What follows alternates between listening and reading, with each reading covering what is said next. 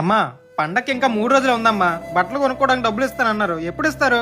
నాన్నకి సరిగ్గా డబ్బులు రావట్లేదని నీకు తెలుసుగా, కొంటా అన్నారు, రాగానే నేను అడుగుతాను. ఎప్పుడు కొనిస్తారమ్మా? మా ఫ్రెండ్స్ అందరూ కొత్త బట్టలు కొనేసుకున్నారు. వాళ్ళేమో మంచి బట్టలు వేసుకొని తిరుగుతారు, నేనేమో పాత బట్టలు వేసుకొని తిరగాల. అలా కాదు నాన్న, నువ్వే కొంచెం అర్థం చేసుకో. ఊరుకో అమ్మా, అందరినీ నేనే అర్థం చేసుకోవాలి, నన్ను మాత్రం ఎవరు అర్థం చేసుకోవట్లేదు. అదిగో వచ్చినట్టు ఉన్నాడు మీ ఆయన. స్థానాన్ని నీళ్ళు పెట్టు, తినేసి పడుకుంటాడు. ఇదిగోనే డబ్బులు. ఆడే బట్టలు కొనుక్కుంటా అన్నాడు కదా, ఆడికి ఇవ్వు. అదేంటండి, రేపు మీ బర్త్డే కదా, మీరు కొనుక్కోవాల్సిందే. నాదేముందే, పొద్దుట వెళ్తే సాయంత్రం వచ్చేవాడిని. నేను వేసుకుంటూ ఒకటి, ఆడేసుకుంటూ ఒకటినా.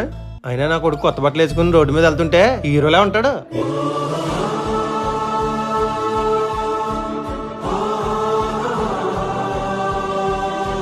సారీ నాన్న, నేనే తప్పుగా అర్థం చేసుకున్నా. నువ్వు నా హీరో నాన్న.